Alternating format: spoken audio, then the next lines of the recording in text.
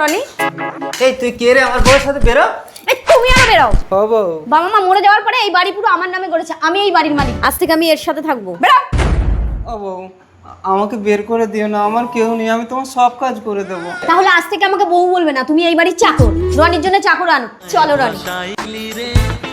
এইটা আমাদের বেডরুম, তুমি এখানে বসো, আমি একটু বাথরুম থেকে আসছি। বউ তুমি বাথরুমে যাবে? আবার বউ? ভুল হয়ে গেছে। না বলছি বাথরুমে জল তুলে দিয়ে এসেছি। ঠিক আছে, ওকে চাটা দিয়ে আসো। বাবু চা দে।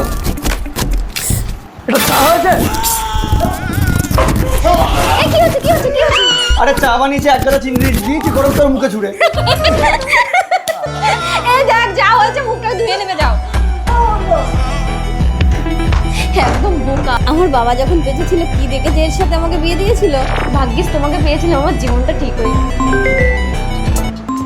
তোমার ফোনটা লুকাচ্ছ কেন? দেখি দেখি কে ফোন করেছে ফোনটা। কেউ না। পাপিয়া? হ্যালো রনি, তুমি কোথায়? ঘরে আসবে না? তার মানে তুমি বিবাহিত? তুমিও তো বিবাহিত, আমি জানি না? আমাকে ঘুম পাড়িয়ে দিয়ে তুমি স্বামীর সঙ্গে ফুর্তি করবে, গাছের ভাবে তলানো ঘুরাবে। রনি!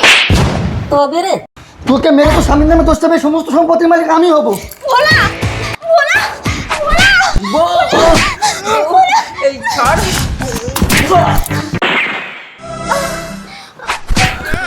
বউ, ও বউ, বউ, এনে ধর তোর বউকে, তুই গুলি করেছিস, আমি পুলিশ ডেকে আনি। বউ দাঁড়াও, তোমার কিচ্ছু হবে না, আমি ডাক্তার ডেকে আনছি। বুড়িটা পেটের সাইডে লেগেছিল বলে অল্পের উপরে বেঁচে গেল। আসি। প্রণাম ডাক্তার বাবু। ও বউ, বউ। এই ভোলা, চল জেলে, তুই তোর বউকে গুলি করেছিস। না, আমাকে রনি গুলি করেছে। রনি বাবু চলুন। তুমি আমার পায়ে হাত দিও না গো।